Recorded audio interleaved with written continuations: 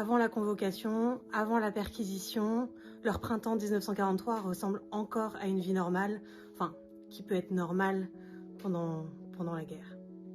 Dans son carnet de bord, Édouard note tout, raconte tout. Quand on lit ça, on peut bien se rendre compte que la guerre s'insinue même dans les plus petites choses. 13 mars. Donner 3 lapins à la mairie pour les réfugiés de Brest. Je conduis en gazo les époux Chenet à l'hospice des vieillards, à Blois. On essaye de s'entraider comme on peut, avec les moyens du bord. 28 mars. La mairie m'avise que je dois vendre à la réquisition 1500 kilos de foin, 9 stères de bois à débarder par mes propres moyens. À l'époque, l'occupation réquisitionne tout, même le bois, le foin, la nourriture, tout. 1er avril. Nous allons à Orléans. En rentrant, nous apprenons que notre garde Rivière était mort à 14 heures. Nous perdons là un homme honnête et consciencieux, âgé de 84 ans et qui était sur la propriété depuis 52 ans. Il était alité depuis 3 mois.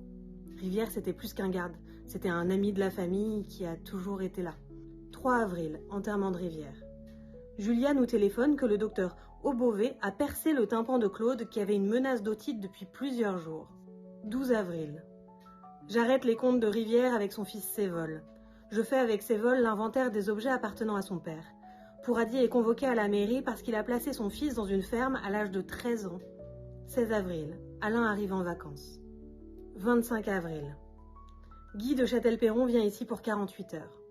À 14 heures, il est venu 6 hommes en chemise disant qu'ils étaient franquistes et disant qu'ils savaient que j'avais des armes.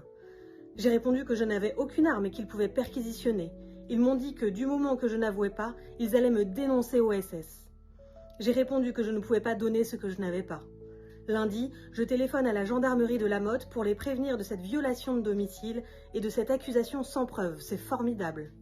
Édouard tombe des nues, il sait très bien ce que ça veut dire une accusation comme ça. Et on sent bien son ironie dans son formidable. Et le lendemain, une convocation arrive. Une convocation pour l'Allemagne. Mais ça, je vous le raconterai demain.